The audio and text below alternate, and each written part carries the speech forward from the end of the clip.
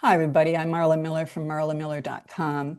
I'm a writer and an author and a workshop leader. I teach workshops all throughout Southern California, have for a long time. I also am an author looking for portals for my books, as most of us are. But the reason why I launched Marla Miller Talks to authors and content creators is because I have found that many writers have come to storytelling from other professions. And I was one of them. Most everyone that you'll see on my YouTube channel is came to the writing life in midlife. And I think those are fascinating stories. And so I'm always looking for those people. And I happened to find the author who we're going to be chit-chatting with, Mary Camarillo. She's the author of two novels. And she's come to the writing life, not that long ago, maybe 5 years ago. What I didn't appreciate about her is that she's kind of a neighbor and always has been, because we both live in coastal communities in Orange County, California, and yet I did not know her. Although I don't know why, Mary, and we're going to talk about that, because her website is fabulous. And this is a very hardworking author. Mary Camarillo, welcome to Marla Miller Talks to Authors and Content Creators. I'm delighted to have you on. Thank you, Marla. I'm delighted that you invited me. Good. I'm glad I found you. Let's talk about this crazy writing life that we love to sometimes pull our hair out about.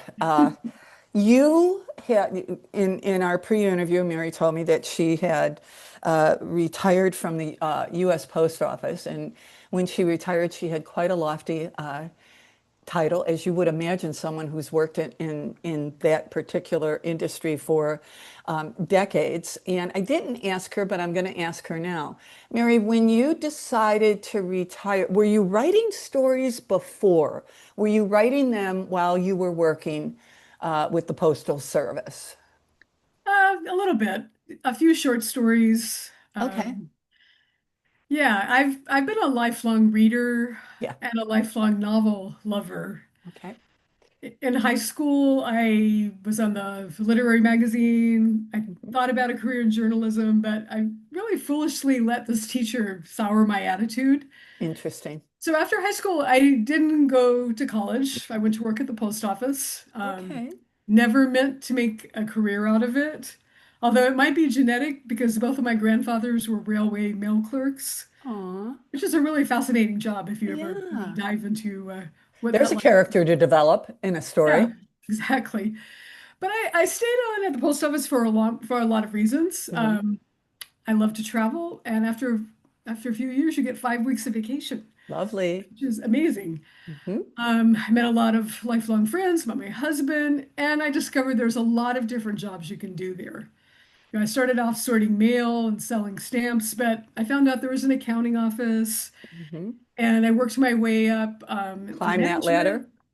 Went back to school at night, which is not an Oh, easy way to get a degree, but I got a degree in business administration, got more promotions.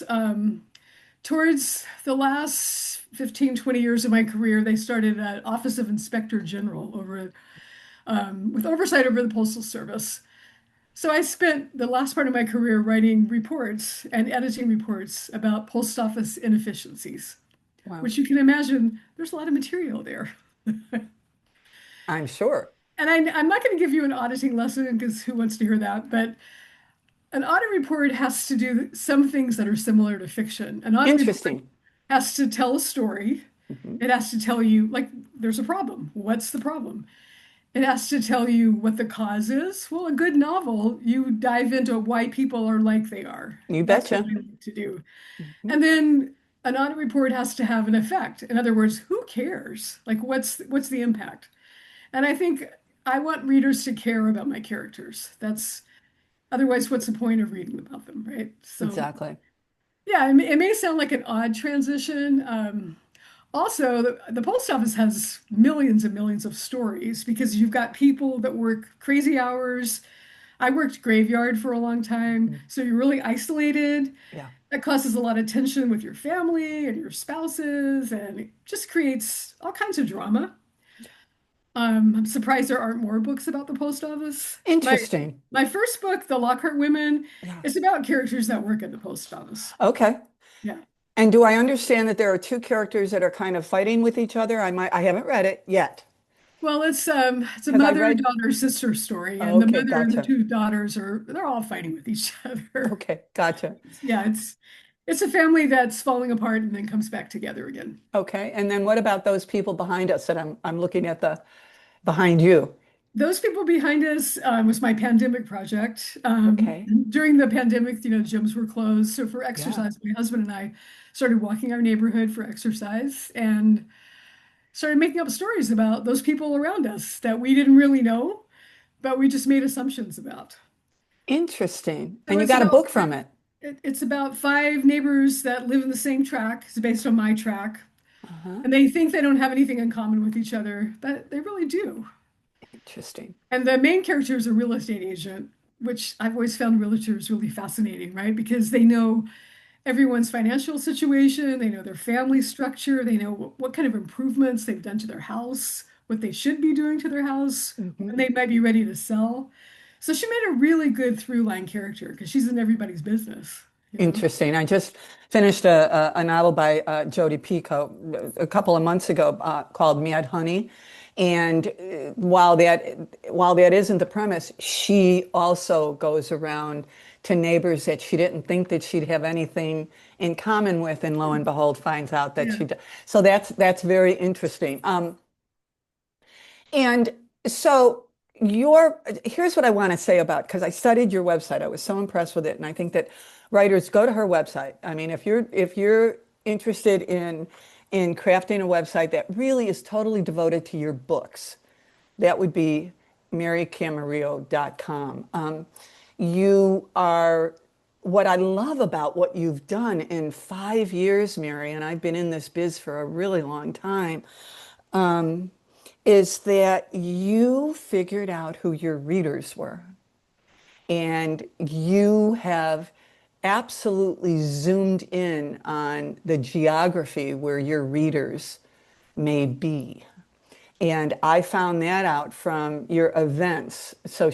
Mary has, the one column is books, one column is events. And when you click events, I'm expecting to see, a couple of events. And then I went into your archive and my gosh, you just really have traveled Southern California. hmm There's a really robust literary community in Orange County. We don't get a lot of respect here because we're not Los Angeles, we're not Yeah. Hollywood. But yeah, there's a lot going on in Orange County. Well, I And didn't know it. I think also people love to read about locations they recognize, you Yeah. know. So many people have told me, oh yeah, the Lockhart women, I've just felt like that was my neighborhood. And thinking, well, it might have been. Yeah. Yeah. Yeah. Not a lot of writers, I won't say not a lot, but it usually takes authors a while to figure out how they're going to market and sell their book. Can you give us, uh, me and our readers, just a little bit of history of how you learned that, how you climbed that? Because you Well, really have, with you seem to have mastered it. my first novel, thank you. I don't really feel like I have, but I appreciate I'm that. impressed. With my first novel, I hired a publicist. Okay. I knew nothing. I didn't realize it was even going to have to talk about my book. I thought I would just say, "Hey, I wrote a book. Want to read it? Here you go." No, you Yeah, have to have an elevator pitch. You have you to say what do. the themes are. You have to be able to talk, to people you don't know and try to convince them that they need to read your book. Hmm. So I didn't really know what to ask the publicist. They gave me kind of a package deal, but I just paid attention to what they did. Hmm. I learned to pitch a lot of podcasts myself. I learned to watch out for literary festivals and volunteer to run a panel or do a workshop or because usually literary festivals are run by volunteers and they welcome people that want to do something. I mean, you're not going to get paid, but you get to talk about books, you get to meet Sure. authors. Usually they have a bookseller that'll order your books and sell them for you, so Hmm. it's really a win-win for everyone. So I guess community is really important to me. I started making alliances with local booksellers even before my books were published. going to their events, always buying something when I go in the store. I mean, I know Amazon's everybody's preferred method for buying a book because you can have it tomorrow. And I have to admit, I buy books from Amazon Yeah, sometimes. I have to. But I love independent bookstores, and Yeah. we really need to support them because they're a community treasure.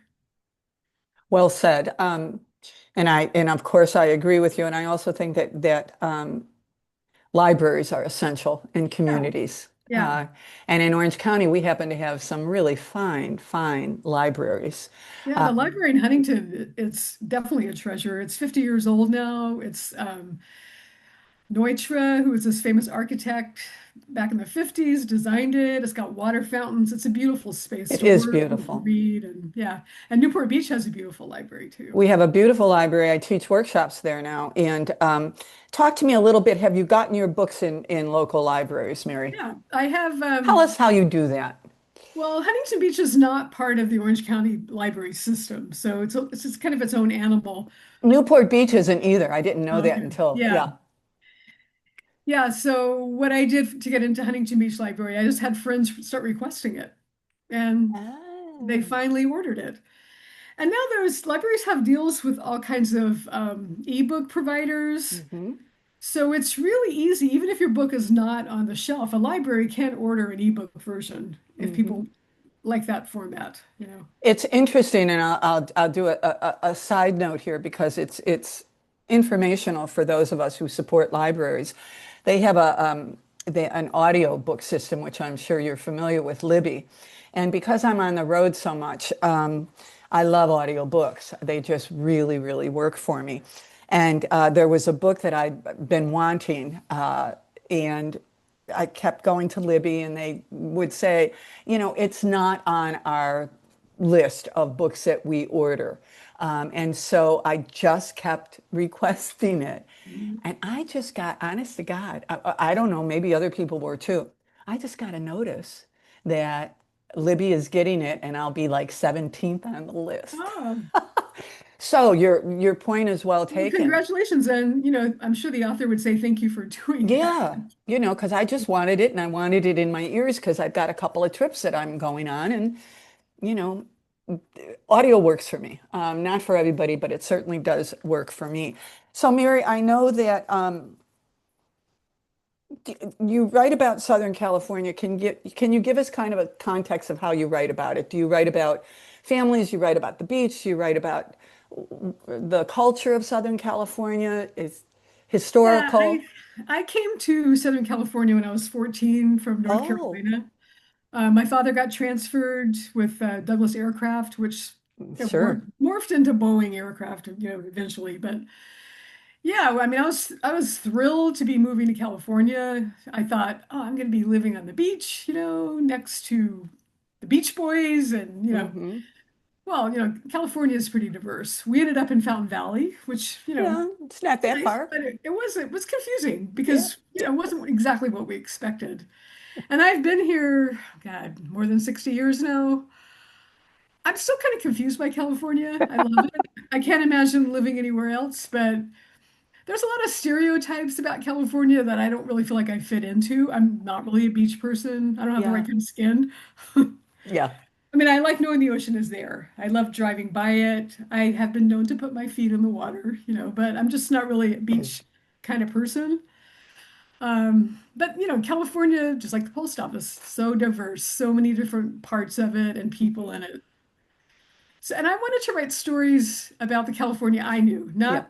not the California of movie stars and wealthy people who just had to throw money at a problem and it would go Hmm. away.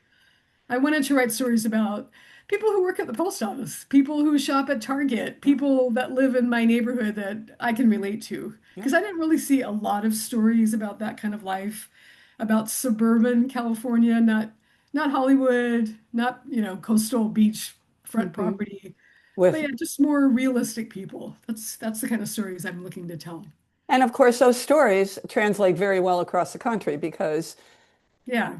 you know, uh, people are people, a little different nuances here and there, but when you're talking about people and families and function and dysfunction, we might do it a little differently in Arkansas than we do in California, but you know, Yeah. conflict is conflict is conflict. Yeah. I will tell you that I have been inspired by you and have made contact with a local bookstore in Newport Beach that I never thought would be interested in one of my novels, Deadly Little Secrets, which is set in 1985 and it swirls around the beginning of the AIDS crisis.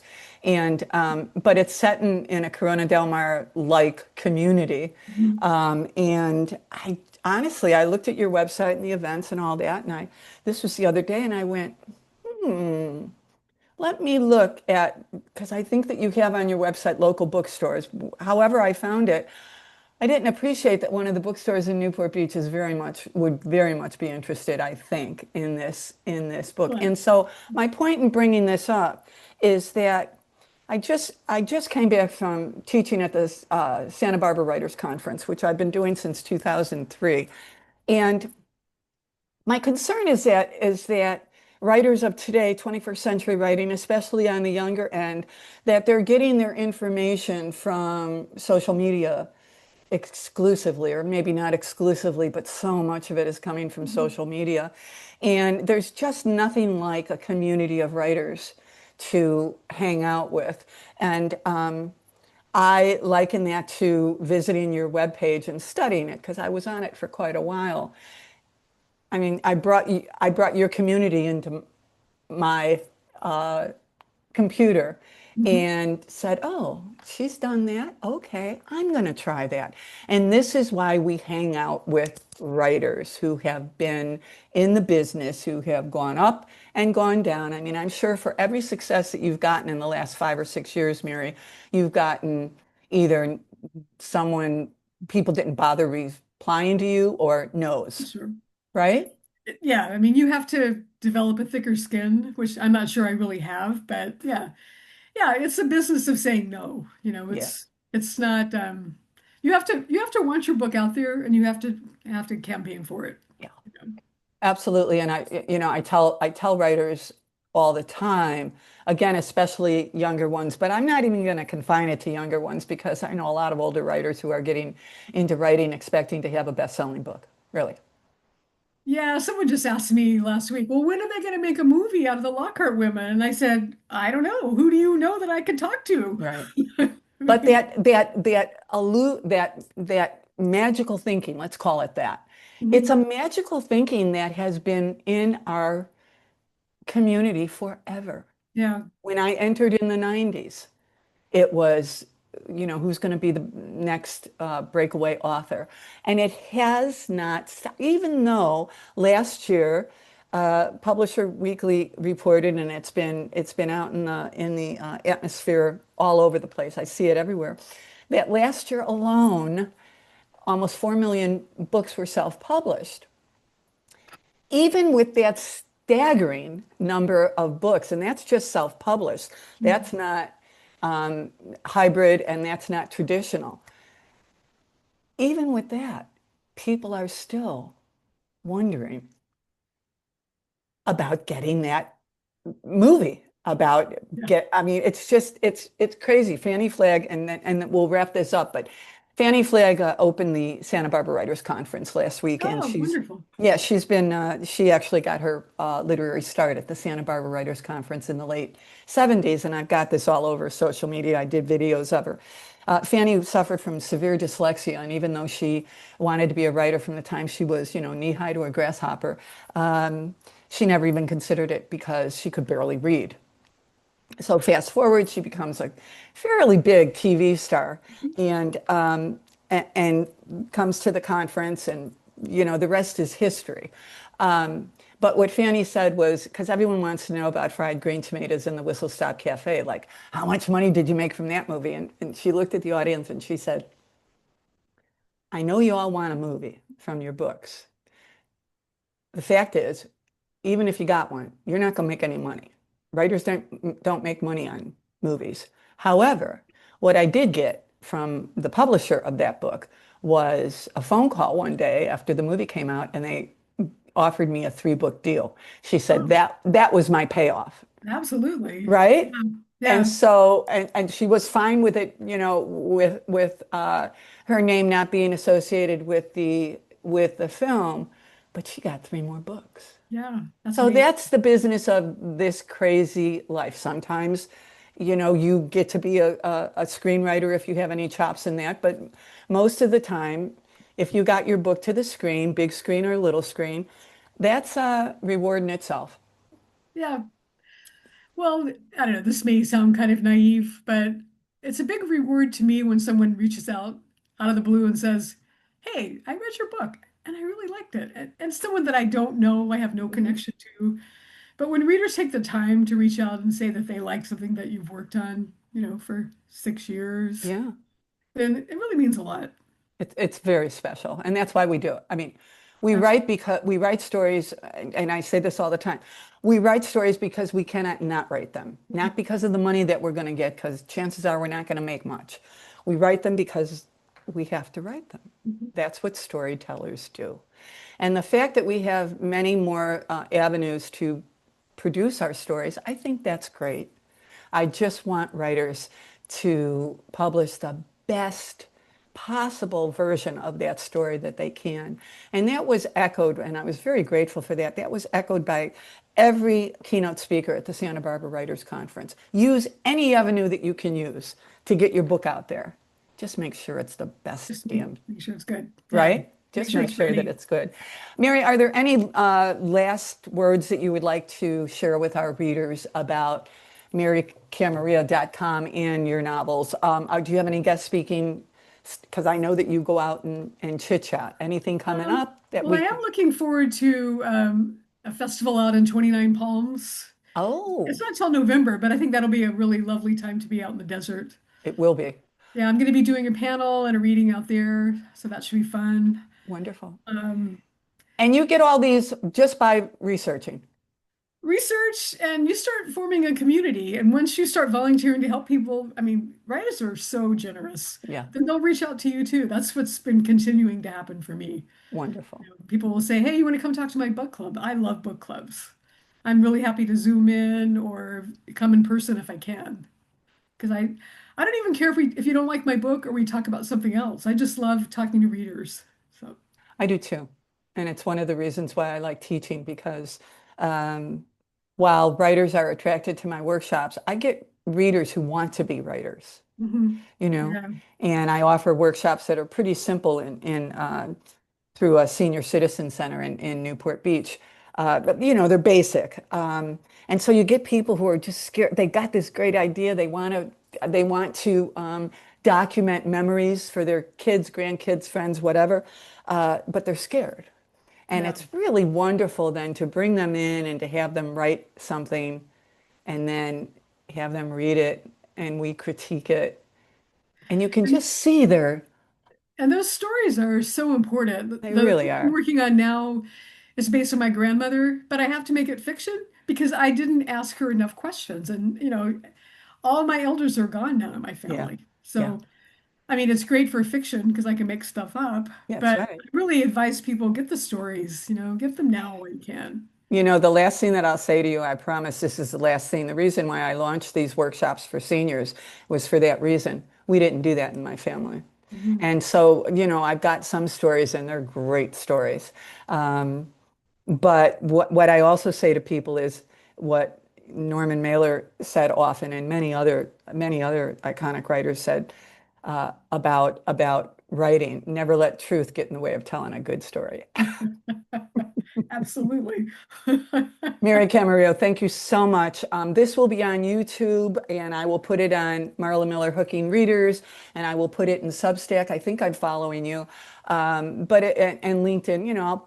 I'll put it out there, and I would appreciate it if you, when you get it, you I'll share would. it too. Yeah. Yeah, good. Thank you so much. I really appreciate this. Thank you. And until the next time, I want readers to know that I'm looking for authors for sure, but I'm also looking for content creators because, boy, they are the new wave in 21st century publishing. It's a whole different way of telling stories, and I'm here for it. So I want to talk to them and pick their brains too. Thank you, Mary Camarillo. Thank And you. for those of you who want more about Mary, marycamarillo.com.